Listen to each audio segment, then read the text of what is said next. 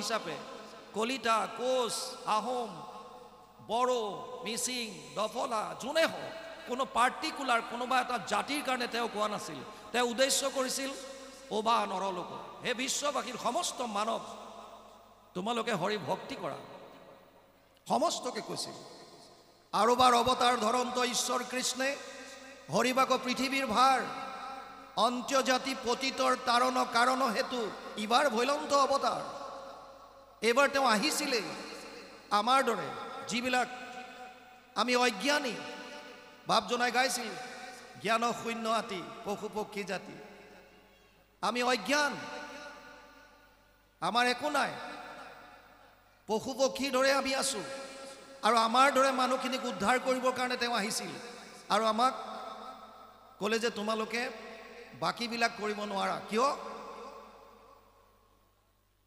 যিটো ধৰ্ম গুৰুজনাই প্ৰৱৰ্তন কৰি গৈছে সেই ধৰ্মটোৰ নামাকৰণ কৰিছে মহাপুৰুষ মাধৱদেৱে গুৰু ভতিমাত। এক শৰণ হৰি নাম ধৰ্মকো ৰাজা। ধৰ্মৰ ভিতৰত ৰাজা ধৰ্ম কি? এক শৰণ হৰিনাম ধৰ্ম।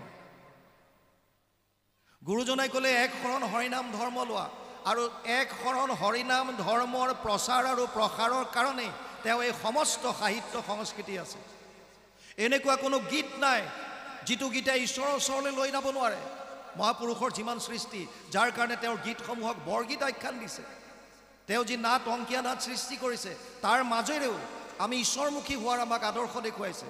তেওঁ যি সাহিত্য সৃষ্টি কৰিছে, লাগিলে মৌলিক হওক লাগিলে অনুবাদ হওক, প্ৰত্যেকটো সৃষ্টিৰাজিয়ে এজন মানুহক ঈশ্বৰমুখী কৰাত সহায় কৰে। বৰ্তমান সময়ত গুৰুজনাই অনুবাদ কৰি যোৱা ভাগৱতৰ চৰ্চা সৰ্বত্ৰে হৈছে, ভাগৱতৰ জোৱাৰ উঠিছে।